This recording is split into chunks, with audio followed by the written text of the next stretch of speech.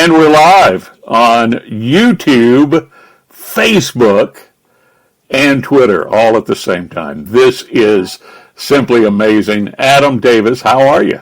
I'm great, buddy. How are you? All right, this is our food porn segment that we're doing here, and we're going to be talking about bread. Now, a little bit of background. I've known Adam for several years, worked with him, and you got into making bread not too long ago, didn't you? How long has it been? It was probably late 2019 in there. Like, I've always kind of, before I used to do like baking desserts and cookies. That was my thing. And then I've always loved bread. And so we started it just before the pandemic and everything. And then obviously once it hit, we're like, we've got nothing else to do. Let's make some bread. And I've been doing it ever since, and I love it. So, and you're a real fan of the British baking show, right? Yeah, I am. You've seen all the episodes, haven't you? Yeah.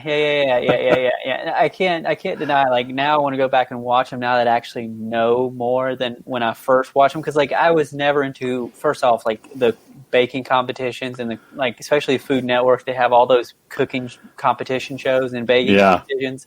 I just like to watch where they showed you how to cook and bake. And then I started watching that, and I just I went for, I don't know, probably about 2017. I kind of cut back on bread and potatoes because I want to change my diet, kind of change my lifestyle a little bit.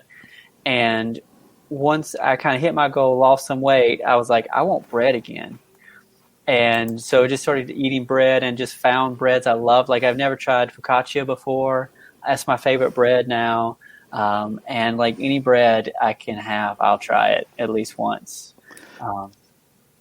So the and you're pretty serious about it too, because you told me that you actually buy flour now at Costco in the 50-pound bag. Is that correct? Yeah. Yeah. So, well, that's pretty serious when you're buying flour 50 pounds at the time. Yeah, and if I can be quite honest with you, I just opened that 50-pound bag today for the first time, and because before, because we couldn't find bread flour when we went to look for it. Obviously, this is right during the pandemic, so people were, panic shopping and trying to make their own breads as well. So we couldn't find it, and then so I was like, Gianna, should we? Because I love baking bread. And we started talking about making bread for family and eventually selling it to people, just out of our house, nothing too big. And so she's like, might as well, because I have a goal where I have to bake at least one thing a week. And she's like, we're going to go through it pretty quickly. And so we found 2 5-pound bags of King Arthur bread flour. And so I finally just finished that up today. But before we found it, I was like, you know what? Before they sell out of bread flour, we're going to get the 50-pound bag. And I went and bought this container that holds 50 pounds of whatever, and it's supposed to be food safe. And I just opened it today, and I'm like, this is a lot of bread flour. You might have to up it to more than once a week. I think I am, and honestly, I think I'm going to have to freeze some of it before it goes bad, because I think it once you open it, it's like I don't know, maybe a year, 6 months, something like that. Yeah, I really feel like I'm going to have to freeze some, and my parents have a freezer that they have in the garage, so I may have to use that and rent it. Because I think I overbought bread flour. Yeah. Well, I aspire to bake bread, but I discovered that I do not have the patience. As you know, I went through a period of time where I was really serious about starting my sourdough starter. I was taking pictures of it every day. I was feeding the starter every day, and I think you even started a college fund. Yeah, I sure did. I remember. And eventually, I tried to make some bread from it after. I mean, you get the starter. You have to work on it for weeks, maybe a month or so before the starter. And I was trying to do it with the natural yeast, and didn't add yeast to it, just the yeast in the air and everything, the way you're supposed to. And I actually baked a couple of loaves of sourdough bread, and I think I chipped a tooth on one of them. It was pretty hard, and I lost interest pretty quick after that. And I threw the starter. I kept the starter in the fridge for a while because I thought, I'll come back to it here. I'll come back. But eventually, I just took it out of the fridge, threw it away, washed the container that I had bought just for the starter, nice glass container. And I sit and look at that glass container every day and think about what I could be. But you have actually have done pretty good. What's the first one you baked? Well, first off, I should clarify. I haven't tried sourdough. I haven't tried my own starter, like in terms of that, because like you were talking about, it's very intimidating, and it can be fickle. Yeah. So I haven't gone that far. But like the first thing that I really baked was biscuits. My parents finally, like once I was like older, and this was, probably I was like 20 something, I finally like actually started paying attention, and they showed me how to make biscuits and homemade biscuits. And like I took to that pretty quickly because they would keep telling me like, it took us years to figure this out. So don't stress if they don't turn out right, if they spread out or, they're, hard and thin or whatever. Yeah. But I actually took to it pretty quickly. And I think that kind of got things going. I still just kind of baked biscuits, and that's it, because like I figured that out. I could kind of do that, or at least get something that's edible. And then Gianna and I like started talking about baking bread, and you know how you and I both share a love of Asiago. Oh, Asiago cheese bread from Panera Yeah. is the absolute best bread that there is. Yeah. And so that kind of is what got me In fact, I turned you on to Asiago cheese bread did. from Panera. You did. You sure did. And so that's kind of what got me wanting to make bread, because like it was hard to find Asiago bread around unless you went to Panera. And so I was like, one weekend, Gianna and I were talking, and we're like, we're going to make some Asiago bread. And so we did, I think it was like one of the tasty ones or whatever, but just basically mix it up, got Asiago, put it in a Dutch oven, and let it go. And it was great. It was delicious. And so that kind of got us started. And then later on we did like that, which I think you have a picture of it, the jalapeno cheddar, like Dutch oven bread. And let me bring up the Asiago cheese bread here, and because this is it right here, isn't it? I don't know if I have a picture of the Asiago one, but I think the one you're going to bring up is Gruyere. All right, hang on. Here we go. Ooh, yeah, that is actually Gruyere. Really? I thought it was Asiago. It looks just like the Asiago cheese bread. This is a crusty Gruyere stuffed loaf, and so essentially you just roll the dough out, and you just dump just handfuls of Gruyere in there, and I also put some mozzarella in there, and you just roll it up, and then you slice it. And then you turn them on their sides like little cheese rolls, essentially, and bake them. And that's what they turned out. They are huge, and they were so delicious. All right, so you don't have any Asiago cheese bread. Asiago one, no. All right.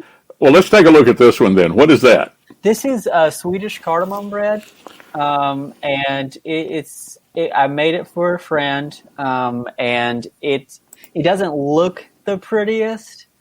Because I think this was the first time I ever tried braiding bread, and never having long hair. Except when I was a kid, like I never braided anything. So this was my first time trying to braid bread, and as you can see, it wasn't the prettiest, but it was definitely a learning experience, and I feel like I've gotten a little bit better at braiding. But yeah. Well, it looks pretty good though. And what kind of a taste does it have?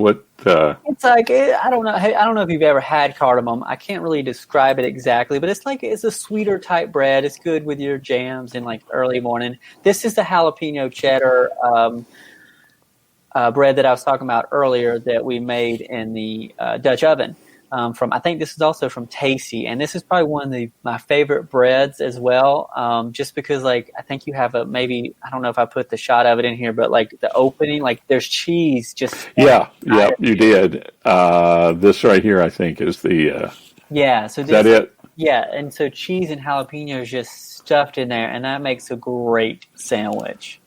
Wow. Do you use pickled or fresh jalapenos? Fresh. Okay. Fresh. I think one of the focaccias in here, like I actually used jalapenos from our garden. I don't know if I put that picture from but here is focaccia. This is my favorite bread. All right. Why is this one your favorite?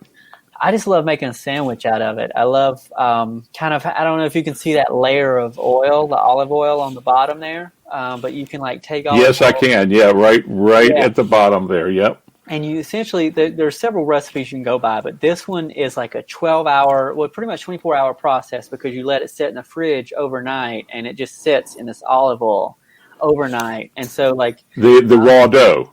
Yeah. So, like after, because I think you and I have talked about this, where you kind of mix the dough up, and you have to kind of like roll it out, and then you fold it like a business letter, and then you let it sit for 30 minutes. Then you stretch it back out, fold it like a business letter. Let it set another 30 minutes, stretch it back out, fold it like a business letter, and then you put it in your pan that you're going to bake it in the next day. Make sure there's olive oil in there, and then you just let it set overnight. And then the next morning, whenever you want to bake it, you kind of open it up, you put a little olive oil on, drizzle more olive oil on top, believe it or not, and then you dimple it. You softly dimple it, which gives it the peaks and valleys you see in focaccia. And like you can put like anything on top of it.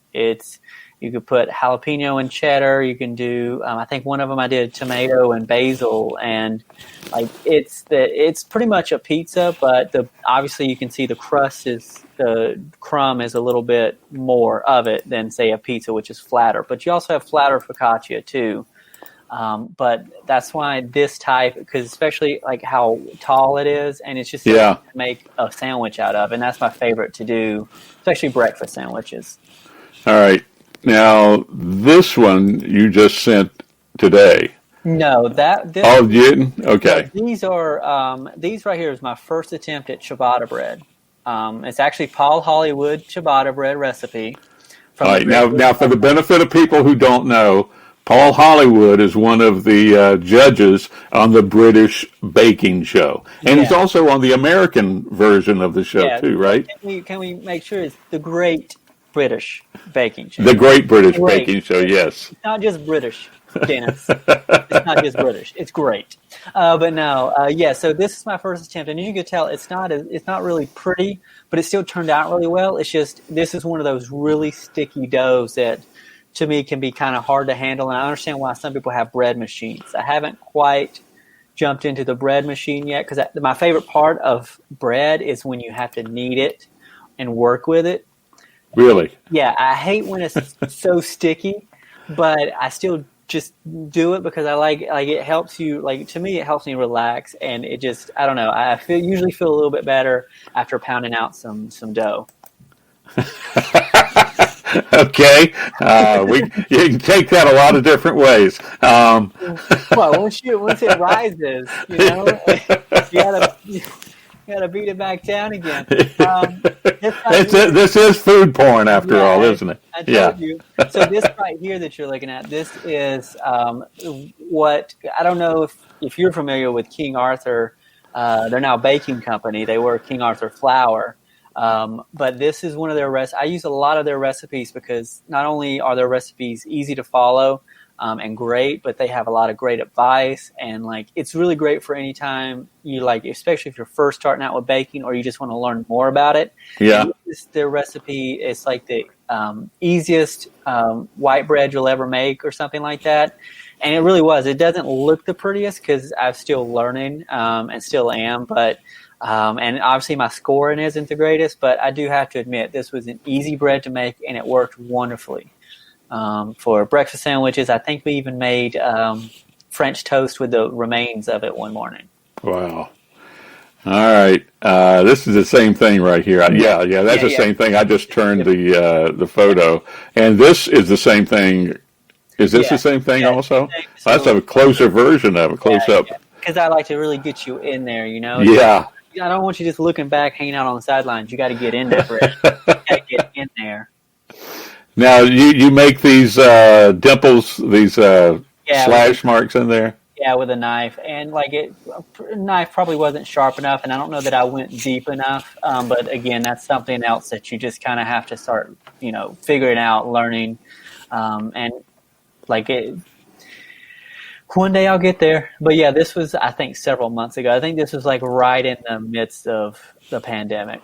Now, making the slash marks, is that necessary for the bread, or is it just for the looks? For some bread, yeah. For some bread, it is necessary. I can't. I wish I could tell you exactly because I know I've read some stuff where like I think sometimes it can help with like the texture or even the rise.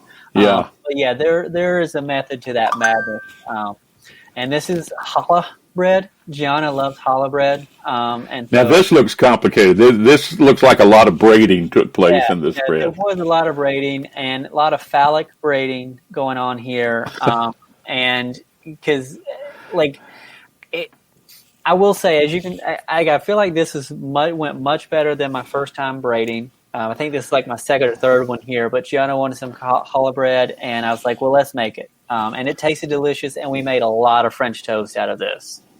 Now it looks like the way it's braided, you can just sort of break off pieces of it there, right? Is that the way it looks? Yeah. Is it better to slice it or? I sliced it, but yeah, no, you can definitely break off those, and it would be just as great. But Well, now besides flour, what else is in this bread that makes it so good? This particular one, I don't remember the recipe, so I can't exactly tell you. But I know this is another sweeter bread, and I honestly wish I could tell you exactly what was in it off the top of my head, but I don't remember. It's just like the texture is also different. Like, as you can see, like how dark it is on the outside, it gets a lot rustier. Yeah. And which is kind of what helps lend it well to like French toast and stuff like that. Because the inside is very soft and really not chewy, but like it's just I don't know. We'll have to do it. We'll have to do another show then to get the ingredients. All right. What's this one? This looks like a pizza. This is still focaccia right here. This is really.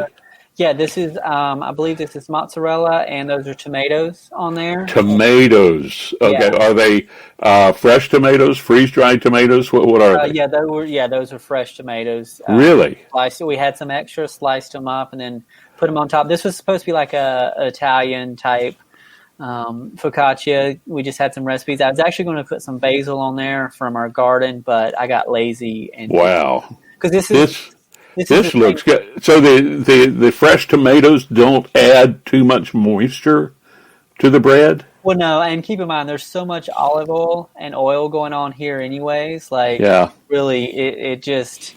and plus, it's not inside. The thing with focaccia is, like, there's really nothing... Like, it's just the bread inside. You don't mix in anything other than the flour and salt and oil and yeast. You don't really mix in the tomatoes and the cheese and all that stuff. And so I think that's what helps it with the crumb that you get inside. And again, you just kind of place these on top, like you said, like a pizza. I think in some places in Italy, the focaccia is kind of the pizza. And it's a little bit thinner than how... Gianna just commented on Facebook. She said, "Can confirm Adam's homemade biscuits are amazing." Yes. And she added eggs in a post. Is that the? Oh yeah, for the challah bread, eggs, Okay. Yeah. Now, but this, I'll tip you some stuff on Venmo. $2. Now this really does look amazing right here. And you say this makes good sandwiches? Oh yeah, that's my favorite thing to make breakfast sandwiches with. Little egg, little mayo, especially with jalapeno on top, and do just kind of like slice it, and then so it's like a longer sandwich. Yeah. And just kind of like not thin, but sort of thin, and you get a lot out of it. Plus, you can also like cut this up into like big squares, and so you do like that, and then you cut it kind of long way, and it kind of either way, it's so good. Actually, we just thawed not this one out, but we had a jalapeno one we thawed out last night, and we've been eating on it. It's so good. Wow. I'll give some focaccia sometime, Dennis. I know this. I really would like to try that. Okay. All right. Now we're back down here to the first one we looked at that I thought was the Asiago cheese bread. And this is what again? This is crusty Gruyere stuffed bread loaves. But it's basically a cheese roll. All honestly, it's a cheese roll. Okay. And it's delicious. It's a good pull apart one as well. All right. This is one you just sent me the other day. What is this? This is Sweet Sally Lunn's. Sally what? Lunn's, Lunns. Okay. And so it's... Who is she? Huh? Who is she? Let me tell you. You're breaking up just a little bit. What? Still there. Yeah. Okay. So these are Sweet Sally Lunn's, and she's got great buns. I don't know who she is, but these are a sweeter type of, and I made these in a muffin tin, so that's why they're these shapes, but they could be a different shapes. Apparently Gianna was telling me they're pretty popular in the UK in certain areas, and they're just basically good for like putting jam or butter or whatever kind of jellies you want to put on it. But I wanted to make, because like I told you, I like a good breakfast sandwich. And so I've been trying to find, because normally I get like the bagel thins or whatever from the store. Yeah. I kind of got tired of that. And so I was like, I want to make my own bread every week, like I told you. And so I was like, I want to try making my own breakfast sandwich bread that, is a little healthier for you. This is a sweeter bread. You can put either vanilla or lemon in it, lemon zest, and these were I made with vanilla, and so they're pretty much like a crumbly, like a muffin, and these are a little denser. They're supposed to be a little lighter, but like I overmixed them by mistake, but they're still pretty delicious. They're not very sweet, but they're pretty sweet, but they still go great with an egg. Wow. Like a runny egg. All right, and then there's this. What is this? This is from this morning. You remember how I was telling you about the focaccia? This is a jalapeno focaccia. See how I cut it in a square, and then that's some turkey bacon, egg, and pimento cheese from the farmer's market on there. Yeah. Wow. It was a beautiful breakfast this morning. Yeah, Linda, my wife, saw this picture this morning. She said, "Oh, I want that." She really liked that this morning. So, yeah. All right. So, let's see. Is that it? That's it. Well, no, we've got these down here. What are these? So these are what I told you I was baking today. They didn't. Oh, okay. Exactly how I wanted. They actually look more like biscuits than. They're supposed to be Japanese milk buns, and so they're supposed to be light and airy. I actually haven't opened them up yet because they're supposed to cool off completely. And so I haven't tried them, but I'll give you an update on how they are. We're supposed to have them with some barbecue chicken tonight. That's the plan. Wow. And so these started these this morning. And now what's in these? What? So this was made this morning. So you start out with a starter that is basically milk, water, and flour, just a little bit of bread flour, like 2 tablespoons or something like that.